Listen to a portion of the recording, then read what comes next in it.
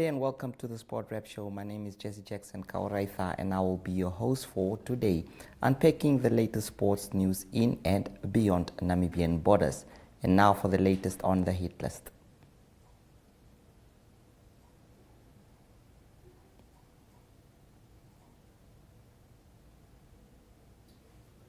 Well, it is indeed a very special week in terms of sports here. We will have, that is Mr. Charles Nyambe, who speaks about the recent unified volleyball competition.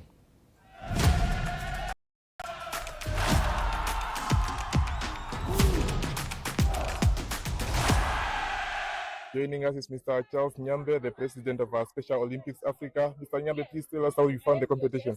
This competition was outstanding. It was a unified volleyball tournament. It was an advancement tournament to advance one of the teams that is going to represent Namibia in Poland.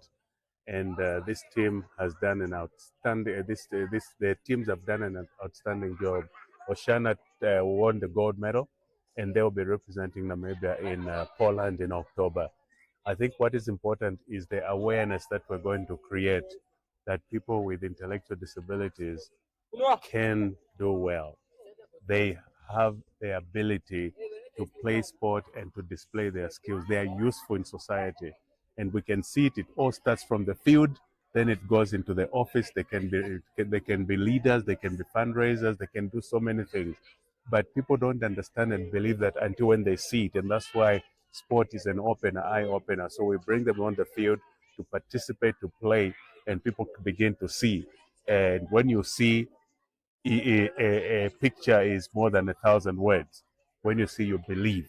And this is the reason we did these tournaments in an advancement. You see how many regions came, the whole way from Zambezi, Kavango, Masati, and with Commerce and so on and so forth. They participated in this event, representing almost the entire nation. And this is what we encourage also, to develop sport throughout the country with people with intellectual disabilities. So Special Olympics Namibia is opening doors everywhere. And we believe that with what has happened here, we want to call upon those mothers, those siblings, those friends, people if you know somebody with an intellectual disability who's just sitting at home or herding cattle or whatever, no, they're citizens, they have the rights as well. Bring them to Special Olympics, find out where the Special Olympics office is and register them. So that participation in sport is one of them. So that they register with Special Olympics. It is an organization that is set up for people with intellectual disabilities to participate in sport. So well done, Special Olympics Namibia. And we look forward to great performance in Poland in October. We will hear the results. Thank you.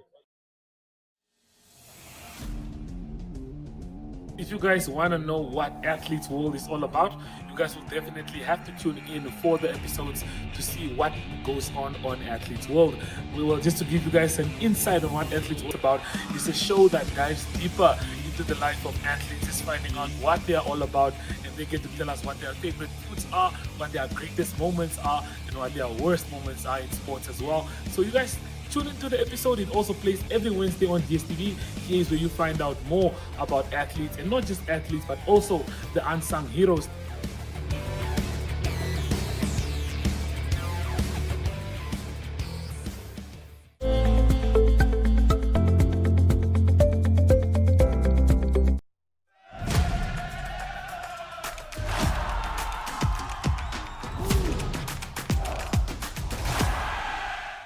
Well, of course, there was an important match at the weekend when Grootfontein and Kudus locked horns in that big one.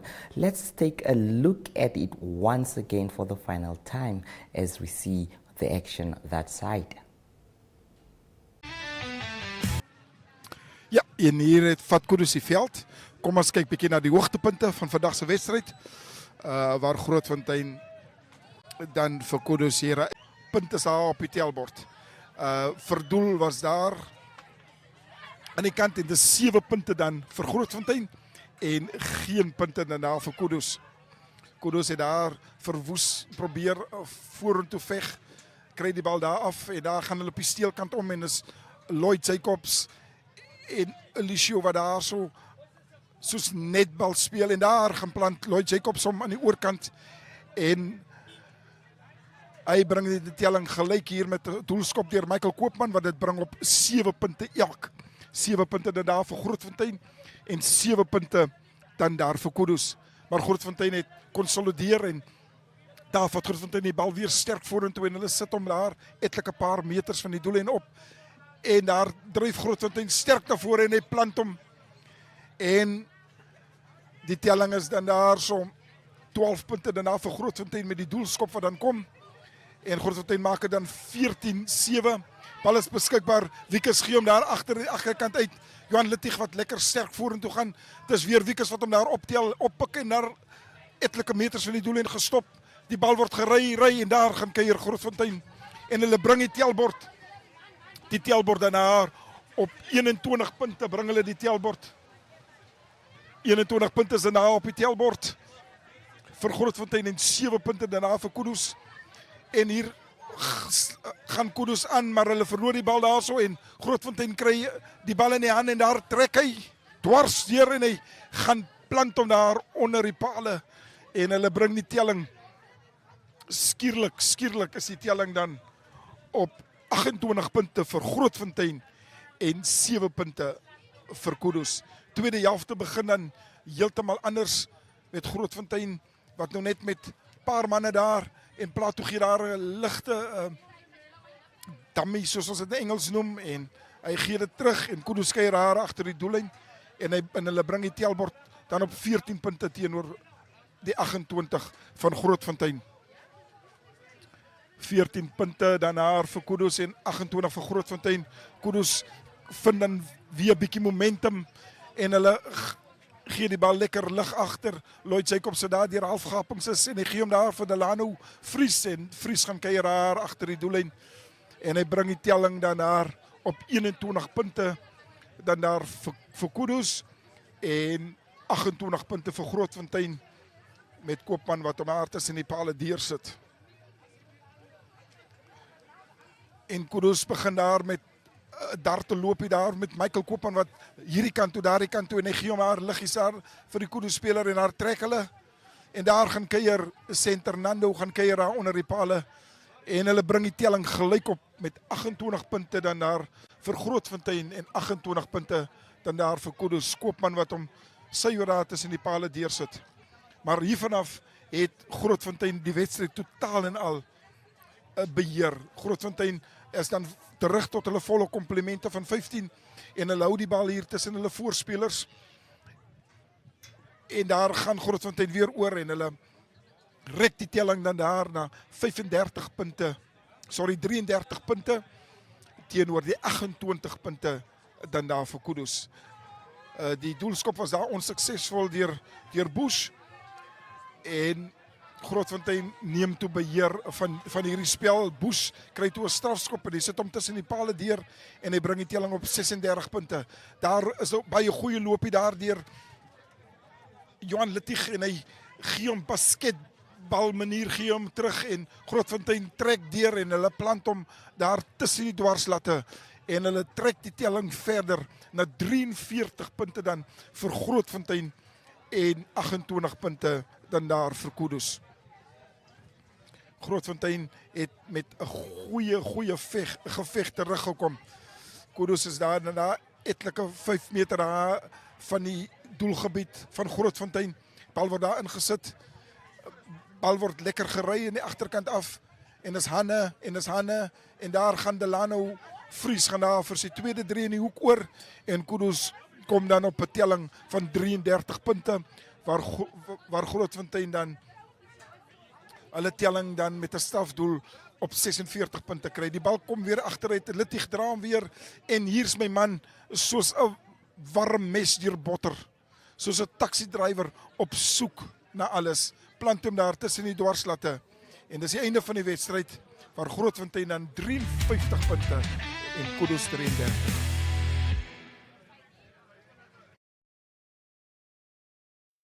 Up front, and they're definitely a quality team up front, and that's why they lack leaders at the moment, and compliments to the leadership of that team, and the coaches and what they've been doing there and what they've been breeding as a group. That team has been playing together since they entered the Premier League, and they develop into units. So accolades and kudos to them at the moment. They're reaping the fruits now, of hard labor that went in years ago. Same as us, we've been trying and trying for the last 3-4 years, reaped fruits in the Premier League. But now Grootfontein, they pitched up with a mission. They were very intentional in terms of how they carried the ball and how they played. Defensively, they were outstanding, There was a lot of time they scrambled on defense, but you could see the resilience and the willingness to work for each other. And that's compliments of a team that's cohesion is fine, and they did well. They played for each other. They played for the badge today. So congratulations to them. Grootfontein as a team, as a unit, where do you see with the leg for Kudus? Absolutely, we spoke about the physical battle that they'll bring, they'll present the physical battle when they come to Walfish Bay, when they play us, and that's always been the case playing against them. If we look at their forward group, man for man, we were outplayed. They bullied our forwards today, we tried and outmuscle them to a certain extent, but it works in phases. We weren't consistent enough, and then we tried to implement a tempo. We tried and play, but even with that, we weren't consistent. We didn't look after the ball well. We lost the ball in contact. 3 or 4 times we crossed the goal line without the ball. So it was really tough outing for us today.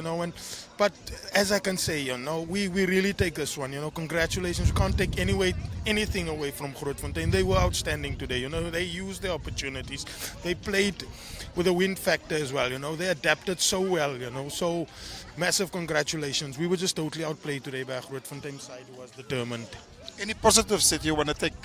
Absolutely, we're breeding a lot of youngsters into that first team, as you can see in selection, from a Premier League, and the players we played now is basically a totally new side as per se, there's a lot of players that we're breeding into the system at the moment, We had our sights set, obviously, on being successful in winning this competition because we believed we can, But, the thing is about the Gold Cup and the nature of the competition. You have to be on point each week, and we weren't on point today. We weren't on par. We didn't start very well. We went into the tunnel at half-time with 28 points down. We came back, we evened up the score, but we weren't consistent enough, And that's, I think, to answer your question in terms of lack, we lacked a bit of leadership. We lacked a bit of experience, When the score was at 28 points apiece, we should have sealed the game, taking it forward, but we learn as we go along as coaches and players collectively, but congratulations once again to Grootfontein. During my time as commentator, I've mentioned that I've counted around about 7-8 players that are normally in your first team was not present today. There's a lot of players, but we don't even want to talk about that. If you're building a system and you're building a database of players, and if they put on that Premier League team, there's accountability on them to perform on the day. Most of our players, won't be too satisfied with the performance. Some of them will be disappointed in how they performed today, but that's rugby. That's the game, Grootfontein came here, they were intentional, they had a plan, they had a mission, they wanted to achieve the win, get the win today, and that's what they've done, So we just have to go, as they say, go back to the drawing board, what's left for us this year in the competition, and then get on our bike on Monday and go again. Final words for the people here in Namibia? Yeah, sorry, in Walfish Bay. In Walfish Bay, yeah. Obviously, there's a massive accountability on our side to produce each weekend, especially at home, towards us fans and supporters who are so passionate about behind this team, So obviously they'll be very disappointed, but that's the game. We spoke to the players earlier. That's the game, We weren't on par today, And I know there's expectation for us to deliver each and every weekend, but, we didn't pitch as a group, as coaches, as players today, And for that, we can only apologize, But we always, I'll guarantee them that we always give our best in training and we prepare well. It just didn't work for us today. As you heard, Coach Thompson said they're going to take accountability for what happened here. Let's see when they go to Rehoboth what is going to happen. I believe they're going to pull themselves back and they're going to produce what people are accustomed to. From our side, thank you very much and have a blessed evening.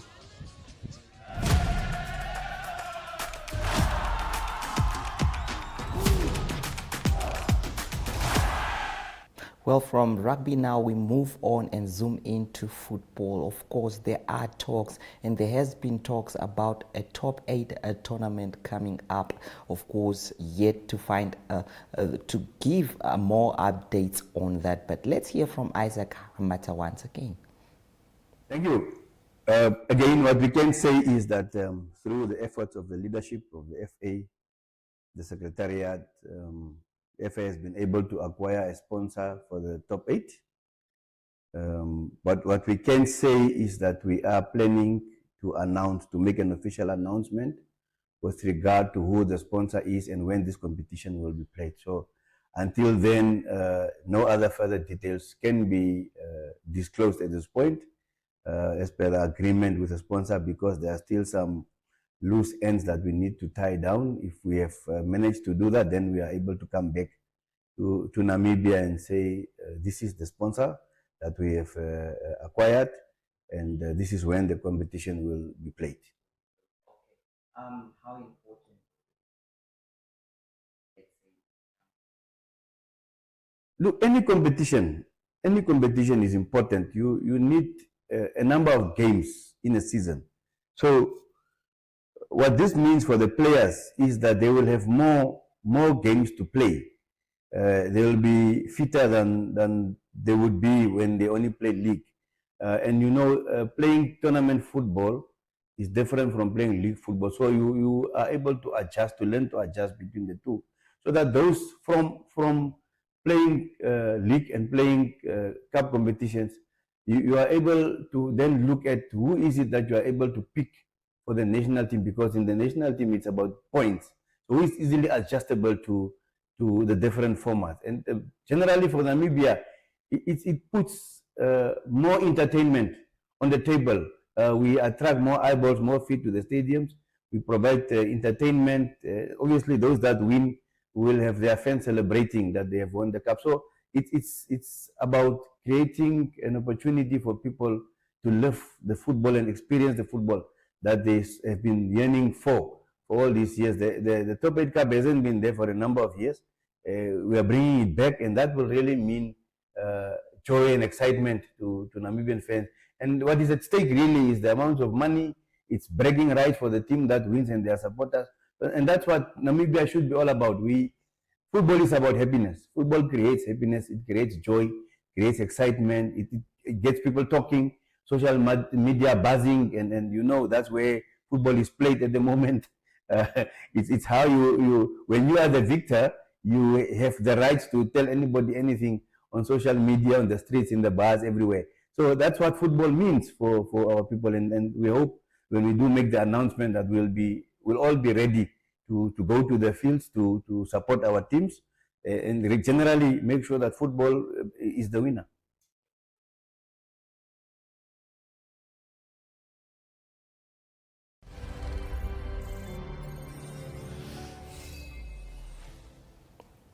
Well, after this, we speak about Botswana. There is a lot spoken about Botswana, and one of the things is why our football players moved to that side. And Woody Jacobs, the one who coached in Botswana, has more on this. And after that, it will be Ariochar to say goodbye with some international news. Well, to be honest with you, Jesse, yeah, it was a nice experience in Botswana. To be honest with you, I always wanted to taste the feeling of being a professional coach, waking up in the morning, planning a training session, doing 2 sessions a day, being all out just doing that. Because why I say that is because for the entire coaching career and span that I had in coaching in Namibia, it was always I had a full-time job, and then I would go and coach in the afternoon. So that was the difference first and foremost. And to be honest, I really love the experience. I would love to go back there, but also remember that there's a lot happening also here, families here and all these things. I could not move my family and abruptly disrupt them and move them there. So hence I said when I came back to Namibia and I'm standing here at the NFA, that's now my employer, full-time employer. I said, why don't we also do that to Namibia and put them into a level where Botswana is. Jesse, the professionalism in Botswana is the one that stands out. And I think it's with no coincidence that a lot of our players has now made the exodus to Botswana, and I'm so pleased for them because even right now we don't know when the league is going to start. Botswana already had the fixtures out. They say going to start on the 15th of August. People are preparing their training and all these things. People are getting income. One of those things that we don't have. For June, July, our players here have been suffering, especially the ones that doesn't have an income, a steady income, that doesn't have a full-time job, that relies on this money as an income, that now has to look for other ways and means on how to stay alive and to make ends meet. So.